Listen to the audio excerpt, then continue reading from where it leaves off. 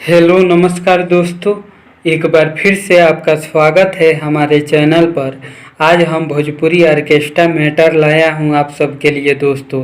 बिल्कुल hit matter है, बिल्कुल धांसू मैटर मार्केट में बजने वाला है दोस्तों। न्यू ट्रैक पर लिखा हूँ, तो इस हिट मैटर को सुनने से पहले मुझे आपसे रिक्वेस्ट है दोस्तों कि अगर आप हमारे चैनल पर नया हैं तो चैनल को सब्सक्राइब जरूर कीजिएगा और बगल में बेल आइकन की घंटी भी दबाइएगा हर रोज़ नए नए वीडियो सबसे पहले देखने के लिए। तो चलिए दोस्तों, आज का हिट मैटर को देखा जाए और सुना जाए कैसा है।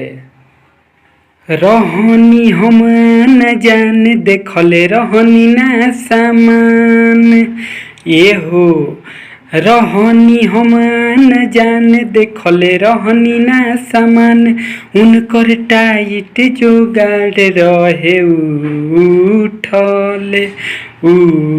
उठल ढुकल त बड़ा सखी दुखल, पानी बिना मुँह सुखल। ढुकल त बड़ा सखी दुखल, पानी बिना मुँह सुखल।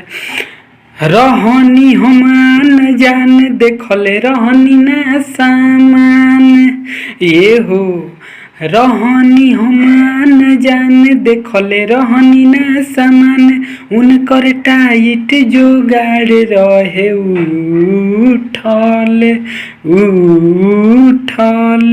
ढुकल त बड़ा सखी दुखल, पानी बिना मुँह सुखल। ढुकल त बड़ा सखी दुखल, पानी बिना मुँह सुखल।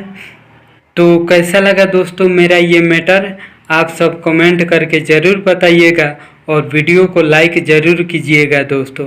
अगर इस वीडियो का रिस्पॉन्स अच्छा मिलता है, आप लोग कमेंट करेंगे, लाइक करेंगे, तो इस मैटर को फुल और फ्री में लिख कर बहुत ही जल्द आप सबके लिए मैं अपलोड करूंगा दोस्तों।